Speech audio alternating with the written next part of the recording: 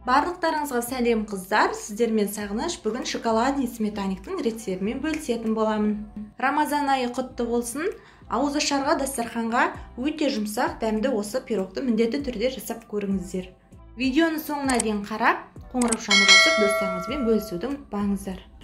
Алдымен ыдысымызға бір жұмыртқамызды және бөлме температурасындағы сары майды салып, венчикпен араластырамыз. Үстіне қант ұнтағын салып, тағы да араластырамыз. Ұнның жартысын саламыз және қопсытқыш салып, жақсылап илейміз.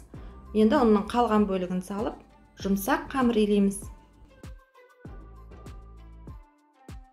Қамырымызды салафанға салып, тоңазытқышқа салмасы дайын болғанша салып қоямыз.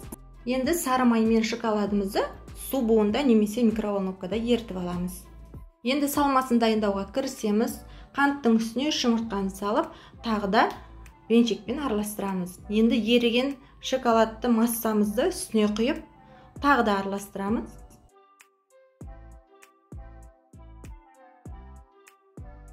Осы кезде қаймағымызды қосып, тағы да араластырамыз. Массаның үстіне какао ұнтағын қосып, тағы да араластырамыз. Салмасы дайын.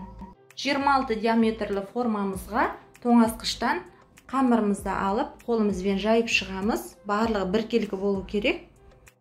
Салмасын құйып, тегістейміз. Пирогымызды алдын ала қыздырылған пеште 190 градуста жиегі қызарғанша 40 минут пісіріп аламыз. Әдеттегідей пешіңіздің температурасын өзінің қызу градусына қарай қоясыздар. Ауызда еритін өте жұмсақ, дәмді шоколадты сметаникіміз дайын болды. Баршаңызға ас болсын, міндетті түрде жасап көріңіздер. Видеоны соңына дейін қарағандарыңызға рахмет, достар. Каналдың дамуына үлестеріңізді қосып, каналды достарыңызбен бөлісіп, қоңыраушаны басып және пікірлеріңізді қалдыра отырыңыздар. Міндетті түрде жауап беремін.